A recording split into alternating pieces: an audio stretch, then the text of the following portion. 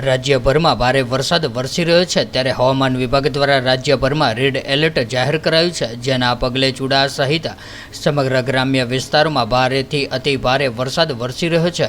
ત્યારે ચુડા સહિત ગ્રામ્ય વિસ્તારોમાં છેલ્લા 72 કલાકમાં 11 ઇંચ જેટલો વરસાદ ખાબકતા જનજીવન પ્રભાવિત થયું છે।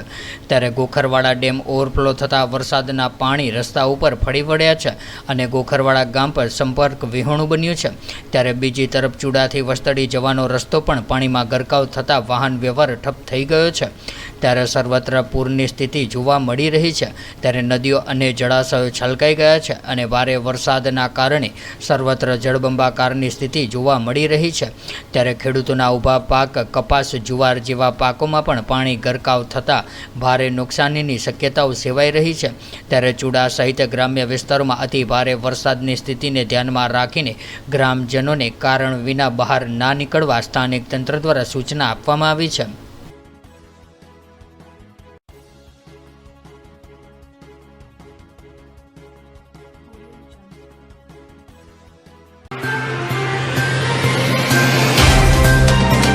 तो व्हाट्सएप, ट्विटर, फेसबुक, इंस्टा जहाँ भी आपका अकाउंट है, इसे शेयर बटन के द्वारा वहाँ पर शेयर करें।